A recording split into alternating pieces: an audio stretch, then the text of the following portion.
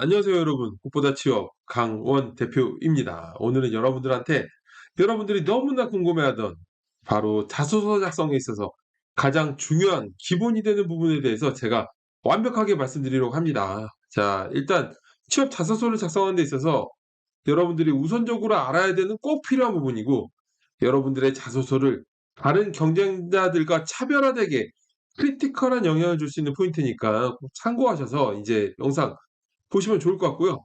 여러분들이 진짜로 잘 쓴 자소서를 직접 보면서 '내 자소서에 대한 상태를 평가받고 싶다.' 그리고 내 직무 설정, 취업 방향성 설정, 취업 전략 설정, 내 스펙으로 대체 어느 정도 갈 수 있는지를 알고 싶으신 분들은 상담을 찾아오세요. 상담을 찾아오시면 제가 여러분들하고 직접 취업에 대한 궁금증을 100% 해소시켜 드리겠습니다. 취업 자소서 작성의 기본은 뭘까요? 우선 이제 경험, 소재 찾기, 그리고 대체 마스터 자소서가 뭔지, 어떻게 하면 내 자소서를 편하게 낼 수 있는지, 이런 것들 꼭 보셔야 되는 것들이니까 집중하셔서 보시면 좋을 것 같습니다. 자, 바로 시작할게요. 자, 일단 마스터 자소서에 대해서 얘기를 해볼게요. 마스터 자소서가 필요한 이유는 뭔가? 취업 준비 기간은 내가 가고 싶은 특정 기업에 넣는 것이 아니에요. 혹시라도 그렇게 취업 준비를 알고 계신 분들은 큰일 났어, 빨리 지금 바꿔야 돼, 그런 생각하시는 분들은 이제 취업을 못 해요. 자, 기본적으로 취준 기간은 난사가 뒷받침돼야 돼요. 난사라고 해서 묻지마 취업자 같은 안 좋은 이미지가 아니라 괜찮은 회사에 내가 원하는 직무라면 적극적으로 지원을 해야 된다는 거예요. 어느 기업 정해놓고 간다는 얘기가 아니야. 왜냐하면 이게 채용 담당자가 자소서를 전부 다 읽는 것이 물리적으로 불가능하기 때문이에요. 스펙이 좋으면 읽을 확률이 높아지고 나쁘면 읽을 확률이 낮아지지만 어디까지나 확률의 영역으로 이러저러한 사건들이 발생하기 때문에 어느 기업에서 읽어줄지 예측할 수 없기 때문에, 괜찮은 기업이고 직무 전문성이 쌓일 만한 직무라면 많은 기업에 여러분들이 지원을, 난사를 해야 됩니다. 자, 이런 상황에서 꼭 필요한 게 뭘까요? 그게 바로 마스터 자소서입니다. 마스터 자소서는 이제 특정 기업의 글자 수나 방향성을 맞춰 작성하면 마스터 자소서의 뼈대를 만들 수 없어요. 여러분들 일단 뼈대를 만들어야 돼요. 자, 특정 기업의 항목에 맞추지 말고 500자 글자 수로 맞춰서 기본적인 토대가 될 만한 경험 항목들을 작성해 두면 좋습니다. 자, 그렇게 작성해 두면은 해당 기업에 맞춰서 글자 수와 방향성을 조율하면서, 내가 만들어 둔 건 뼈대가 될 근본적인 얘기니까 이걸 가지고 조율하면서 작성하기가 매우 용이해져요. 여러분들이 많은 기업에 빠른 지원이 가능하기 때문에 내 취업 시즌에 효율적인 난사가 가능합니다. 자, 저희 꽃보다 취업에서는 컨설팅한 학생들하고 마스터 자소서를 만드는데 7가지 항목으로 작성합니다. 7가지 항목이 과연 뭘까요? 여러분들도 마스터 자소서를 각자 만들기 위해서는 이 7가지 항목을 꼭 만드는 걸 추천드려요. 성장 과정, 장단점, 갈등 중재 경험, 살면서 힘들었던 경험, 기존 제도나 시스템 개선 경험으로 5가지 경험 항목을 500자 기준으로 완벽하게 만들어 주고, 그다음에 지원 동기와 입사 후 포부까지 총 7가지 항목을 만들어주면 매우 좋습니다. 자, 하나하나 볼까요? 갈등 중재 경험은 어때요? 이건 협업 경험, 공동 목표 달성을 위한 경험, 사고방식이 다른 사람들과의 어떤 경험 등 다양한 부분으로 풀어낼 수가 있죠. 제시되는 거에 맞춰서 풀어낼 수 있어요. 그리고 삶에서 힘들었던 같은 경우에는 열정, 책임과 관련된 경험, 실패했던 경험이 전부 다 되게끔 만들고 있고요. 그리고 기존 제도와 시스템 개선 경험은 팀 업무 효율화를 위한 경험이나 창의, 아이디어 등 다양한 식으로 될 수 있도록 작성하기에, 언급한 항목대로 200자 마스터 자소서를 만들어 두면은 어지간한 경험 항목들은 예외 없이 만들어둔 마스터 자소서에서 쉽게 활용될 수 있기 때문에 신속하게 많은 기업에 여러분들이 지원할 수가 있게 만듭니다. 자, 여러분들도 언급한 항목대로 마스터 자소서를 만들어 두는 것을 추천드려요. 자, 그렇다면은 여러분들이 마스터 자소서 항목 기반에서 소재나 경험을 찾으려면은 어떻게 찾아야 될까요? 자, 일단은 지원 동기, 입사 포부를 제외한 나머지 5가지 스토리텔링 항목들에서 경험 소재 같은 경우에는 우선적으로 20대 이후, 당연히 대학 입학 이후로 찾는 것이 맞아요. 여러분들이 인제 수능 준비할 때 굉장히 힘들었겠지만, 많은 것을 느끼고 성찰했겠지만 그런 걸 적는 게 아니고요.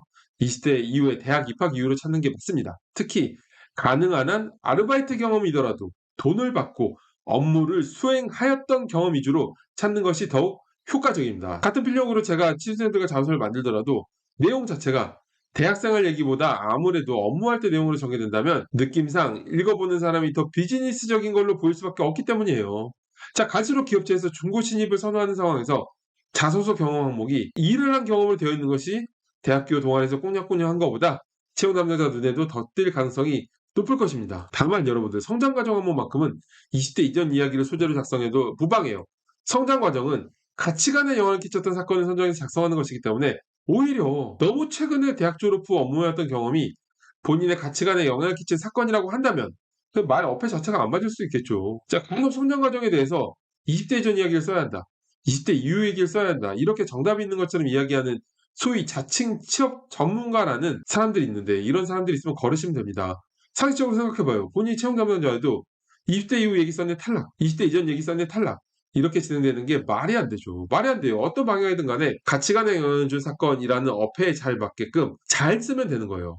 자, 그럼 우리가 경험과 소재를 찾았으면 그 다음에 뭘 해야 될까요? 스토리를 짜야 되겠죠. 스토리를 어떻게 짜야 채용 담당자가 흡입력 가지고 읽어볼까? 경험 소재를 선정했으면 스토리는 단순하게 있던 경험에 나열을 작성하면 안 돼요. 흡입력 있게 만들려면 기본적으로 스토리텔링을 탄탄하게 해야 되며 가능하다면 포인트가 되는 부분마다 꼬아주는 게 좋아요.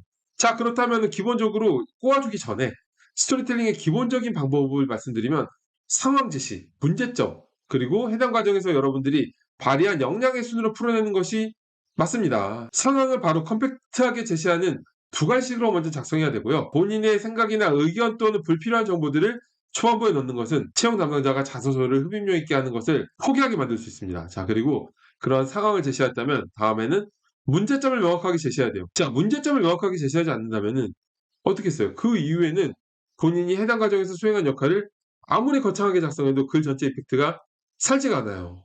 자, 이해를 쉽게 하기 위해서 여러분들이 좋아하는 스토리텔링이 뭐가 있나요? 웹툰, 영화, 드라마 등 다른 스토리텔링을 생각해보면 바로 답이 나와요. 자, 여러분들이 보는 스토리들에서 아무 문제도 없는데 주인공이 혼자서 막 이걸 해서 잘하고 저걸 해서 잘하고 하는 내용들이 반복되면 그러한 구조의 글을 흡입력 있게 읽기는 힘들겠죠. 채용 담당자는 여러분들의 문제점과 어떤 시련이 초반부에 바로 들어올 때 거기서부터 스토리에 흡입이 되고 스토리 안에 있는 주인공에 공감이 되는 거예요. 그게 스토리텔링의 전략입니다.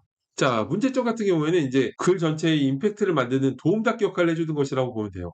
그래서 스토리텔링에서 가장 중요한 부분이죠. 문제점을 명확하게 만든 후에 그런 문제를 극복하기 위해서 여러분들이 어떻게 대응했는지, 어떠한 역할을 수행했는지를 구체적으로 작성하면 효과적인 스토리텔링이 완성됩니다.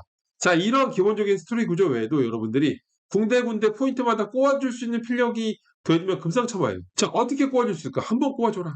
두 번 꼬아줘라. 스토리는 많이 꼬아줘야 여러분들의 뇌에 어떤 자극을 줘야지 표현력 가지고 읽게 되는 거예요. 이거는 저는 글을 쓴 전문가이기 때문에 스토리텔링 책을 다 읽었기 때문에 이렇게 전략적으로 갈 수가 있어요. 예를 들어서 여러분들이 본인의 세심함이라는 부분을 장점으로 어필하고 싶다면 꼼꼼함이라는 단어를 쓰는 친구들이 많은데 이거는 비즈니스 워딩이 아니기에 저는 사용하지 않습니다. 세심함을 어필하고 싶을 때 단순히 내가 어떤 일을 할 때 여러 번 확인하고 크로스 체크를 해서 실수가 없었다는 점을 적는다면은 그건 어필할 장점이 아니라 업무를 하면서 당연히 해야 할 내용을 적은 것에 불과하겠죠. 그거는 장점이 아닙니다. 자, 세심함의 경우 효과적인 스토리를 만들려면 어떻게 해야 될까요? 자, 이게 중요해요. 스토리를 꼬으려면 이렇게 해야 된다는 거야. 굳이 그렇게까지 할 필요는 없는데 스스로의 세심함 때문에 굳이 내가 그렇게까지 했고 그런데 평소에 잘 발생하지 않은 문제가 발생한 거야. 그때 내가 굳이 그렇게 한 부분 때문에 해결할 수 있다. 이렇게 꼬아 만들어야 흡입력 있게 재밌게 여러분들의 장점으로 임팩트 있게 할 수 있겠죠. 여러분들의 서류 합격에 유의미한 영향을 줄 겁니다. 저는 스토리를 가장 맛깔나게 할 수 있는 사람으로서 여러분들의 합격에 크리티컬한 도움을 도와드리고 있습니다. 자, 결론. 이제 취업 시즌은 여러분 마케팅 기간이에요. 나라는 사람이 해당 기업에 어떤 도움을 줄 수 있는지 스스로를 마케팅하는 기간입니다. 그 마케팅에서 가장 첫 허들이자 가장 높은 허들이 바로 서류 전형이에요.